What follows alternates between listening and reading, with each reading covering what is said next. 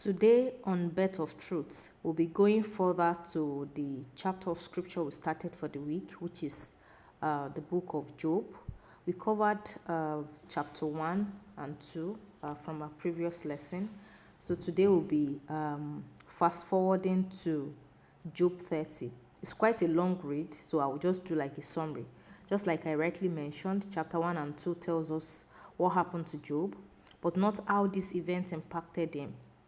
But in chapter 30, Job opened up his heart, exposing the multiple levels of agony resulting from the accumulated calamity which were destroying his life, from the impact when everything was fine to when everything turned around, to the abuse and assault he faced from people around him, even from his close friends, to people that on a normal day they are not supposed to even come to him. Socially, he suffered loss of personal dignity.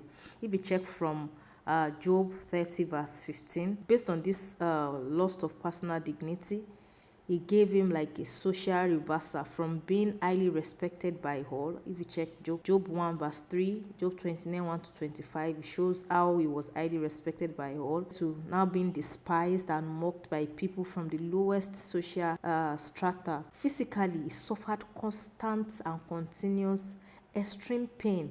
If you check verse 16 to 17 of 30, he described how he suffered, the pain that he's going through on a daily basis, how he cannot sleep, he cannot rest because of this physical and extreme painful agony.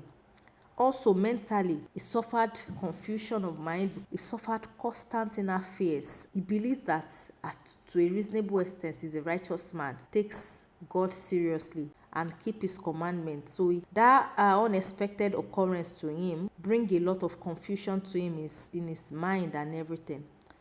Also, emotionally, he suffered aloneness, he suffered loneliness, he was overwhelmed with sadness and everything you can think about. And lastly, spiritually, he suffered most deeply from the seemingly heartless silence of God. Job did not know about Satan's involvement. But what he's more concerned about is, God, what have I done to deserve this?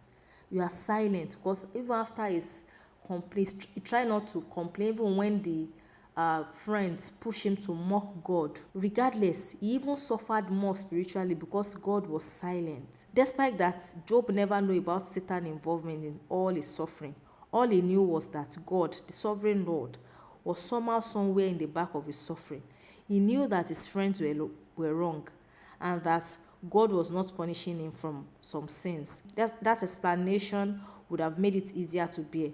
But his inability to understand where God was and what God was doing in all this agony he was facing, that was the deepest suffering of all. And this we can see in verse 18, 19, 21 to 23 of Job 30. As you go out today, despite what you are going through, are you at the stage of your life asking God why? And it looks as if God is silent. What you can be rest assured is that God is working it out for you right behind you, even though you don't see it.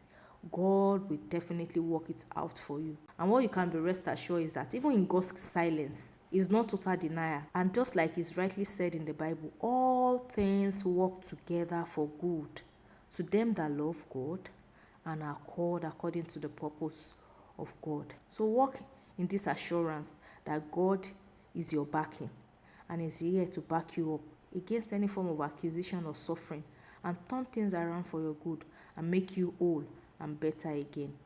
Have a wonderful day.